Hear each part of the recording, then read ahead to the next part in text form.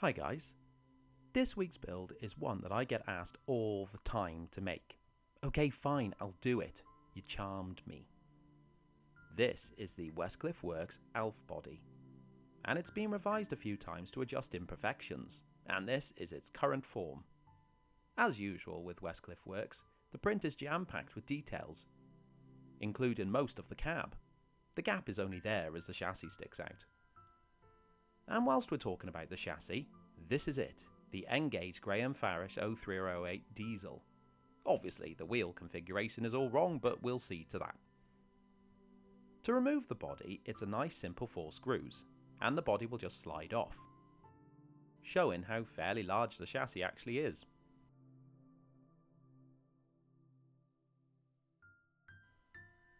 To begin the modification process, the crank pins need to be removed from the wheel sets. These just unscrew. And I'd say make sure you're putting them in a safe place. Very easy to lose. The jack shaft crank needs to come off as well. These are plastic and I'd assume would be very easy to crack. They do need to be reused later on, so need not to be broken, please. The rest of the chassis just falls apart. And whilst I'm not painting the wheels or anything like that, they do need to be rearranged, so it doesn't hurt to give everything a little bit of a clean if the chassis is second hand like this one was. The middle set of wheels isn't actually required for Alf, and instead this will be the new location for the jack shaft, so the wheels need to be removed. These are just a push fit on, so they just need a confident wiggle to remove them again. The wheels also have a little top hat insulator, which you want to keep on the axle, as without it, the jack shaft cranks will be too loose. They'll need to be opened up a little bit as well, but only a little as you wanted a really tight fit.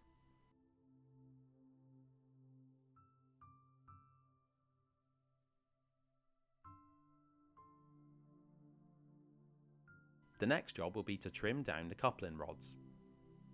The parts to remove will be the smaller end from the old jack shaft cranks.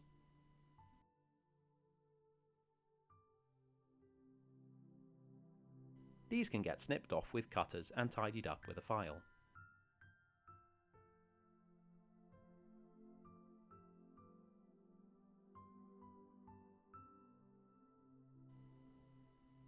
The jack shaft cranks also need to be opened up where the crank pin will now screw in, and I've used a pin drill for this.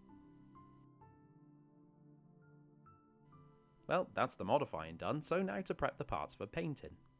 You'll see that the rods are actually painted red as I got it, but it was a sloppy job with brush marks in it, so I'll strip it down, together with the crank pin heads, in some paint stripper. The parts are removed from the paint stripper, and the old paint brushed off, and the parts are washed and dried. They can now be stuck on their backs to some tape to help ready to paint. They will be red again, so I'll use red oxide primer as an undercoat. This then gets followed up with Humbrol 220.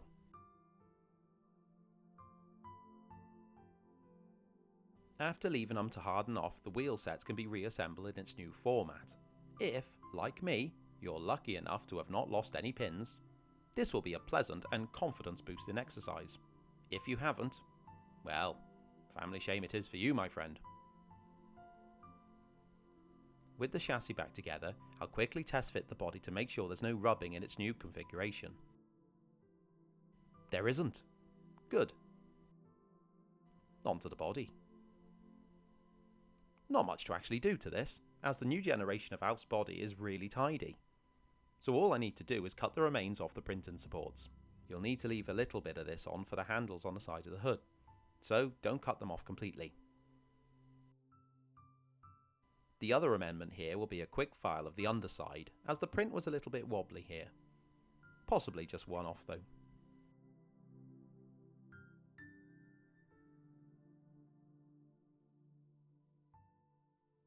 The body's ready to paint, so I'll get a cotton bud handle attached to its inners.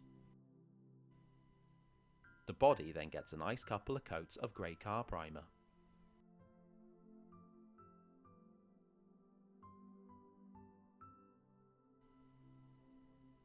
The main body colour here is the same as Tom Rolt and Dolgoch, deep bronze green by Craftmaster. And unlike the Shapeways No. 7 print, I had no issues with this paint at all on the Westcliff Works print, which I like. Takes a day or two for it to cure, and then I'm able to touch it. But when that day comes, which is now thanks to the editing magic I can do, I can start to mask off the green panels. Due to the tiny details on the body surface, I found it easier to do this in a number of smaller pieces. When the outside of it is done, the rest is filled in with a larger piece. And then the black can be applied. This is done in a number of lighter coats to make sure that the paint gets in between all those juicy details. It's only acrylic, so I can super dry these coats with a hairdryer, meaning that I can almost apply a coat a minute, which is efficiency for you. The body then gets masked off even further for the red on the buffer beams. Well, because I got excited about seeing the black and green, I removed all the masking after the black, and then put it all back on again for the red. You don't need to do that bit. The red is the usual red oxide primer shot from different angles to get a nice consistent covering.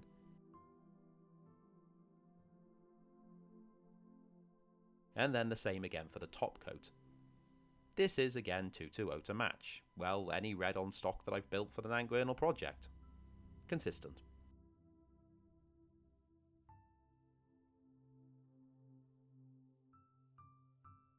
It's really starting to look like Alf now, I just need to focus in on the details. Due to the size of this little diesel, most of the details are tiny. And they don't take long to paint up.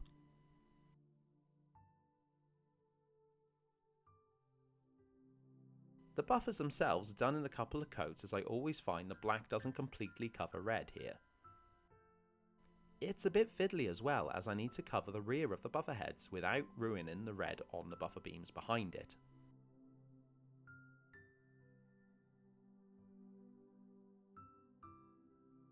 I'll go on to the front of the model, and probably the most fiddly paint job to do, the metal casing around the radiator. This protrudes out on the model, so it's just a case of trying to catch the tips of it, without letting any paint spill down onto the rad itself.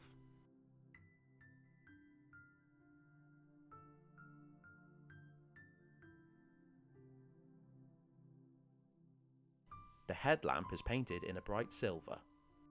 It'll dull down a bit when the black wash goes over it later, so it's not really an issue how bright it looks now.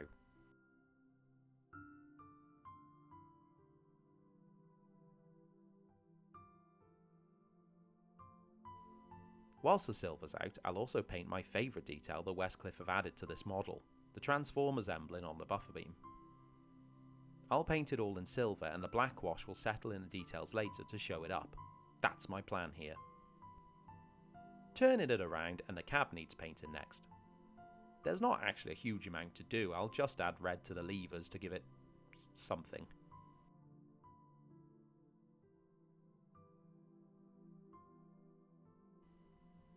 At this point, I saw a photo that looked like the panel at the top was more of a silver. Then I realised it was most likely a reflection on it, so here I'll waste a little bit of time painting it in. And as if by magic, it's tidied up in the same shot, just the gauges picked out in silver. The whistle was then painted up in a goldy silvery colour. You may have spotted that this was missing in some of the previous shots. Yes, I broke it off. But by this point I've drilled it into the bonnet and sunk the whistle in to keep it secure. I've ordered nameplates months ago for these locos, so they were ready to add during the build. It's now simply a case of flooding the etch plates with red paint. I'll need to leave those to dry before finishing them off. So whilst we wait for paint to dry, quite literally, I'll paint up the seat. This has separate wooden slats, and I just gave them a quick brush over with earth brown, as I thought that not only the weathering would finish them off, but also the drive was going to be in the way of most of it. Ah, the plates are ready, but look, they're completely red. George, you twit, you've ruined them. Not today, bud. A quick file to the faces and boom, so neat.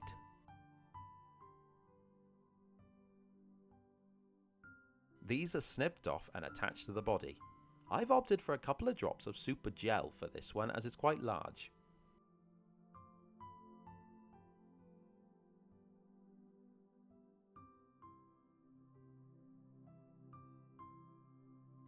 One of the remaining details to paint in here are the grab handles on the side. It looks like these are completely white in present day livery. If I'm wrong about that, it's a black wash and I'll hide my foolish errors. I then spotted a missing detail. Alf appears to have a grab handle on both sides of the bonnet, so to prepare for this, I'll drill 2 little teeny tiny holes into the model, being very careful at this point not to ruin the paint job. I then made 2 little teeny tiny handles to fit them out of spare wire, and with glue on the tips, they're pushed into the holes.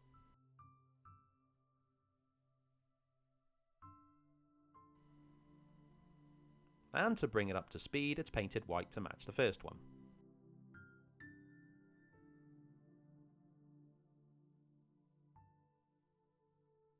The whole model can now be given a coat of satin varnish to remove that gross gloss finish from the green enamel.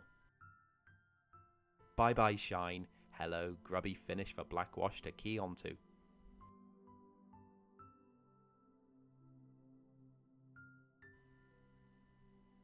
I can now reunite the body with the chassis, and it's looking pretty much done. But it isn't though, so sit down. It needs weathering.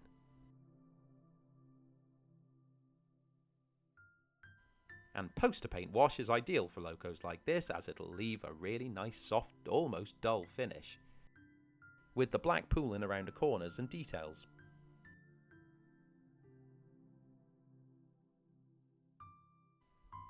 After it's been applied neat, it can be washed off with nice fresh clean water.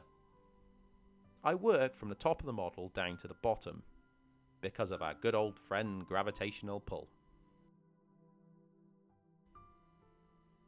That's dry now and looking, well, like Dirty Alf, I guess. It needs a driver now, and I expect that. Yes, he has too many legs, always the way with these humans. Ah well, there's always ways to make him talk. I opted out of doing an accent there. Good call, I think. Yes, he looks better now. Well, not better, he looks ill, but, you know, more fitting, as in, he will fit. It looks odd with his legs just stopping there, but once he's painted up and weathered to match the loco, you won't really notice the join. I'm not going to show you much of the painting of this little chap this week because the Nanguernal project needs a number of figures painted up for the platform area, so I'll show it all from start to finish very soon. So for now, sit back and watch uncomfortably brief clips of this one coming together. The summary to take here is that I tend to paint in the skin areas first and then block in the main colours of his clothes. I then add the details and then give them a little wash. Of course, it's really late in the day as I'm painting this one up and I've missed the reflective strips, so these are painted on after the wash. Awesome work.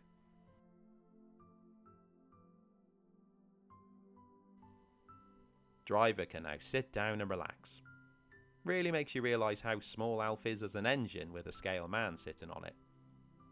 And see, the legless issue isn't really noticeable now. Oh, this guy has his hand up. And with no one to wave at that side of the tracks, it makes more sense for him to be holding a lever, so I made one, and I painted it. This is black primer, but I will finish it off in red to match the others when it's dry. The last addition are the couplings. Best method for this particular model seemed to be just to bend them at a 90-degree angle and superglue them onto the buffer beam. I've also left the printed hooks above, which means, technically, it'll run on corrish if I fancy it. There you go. I trust you're happy now. It runs well, which is apt for Alf. And it's another loco ticked off the TR fleet list. I'll be needing more engineering stock for it to pull though. I wonder where I can get that from. Thanks for watching. I liked you watching. Cheers.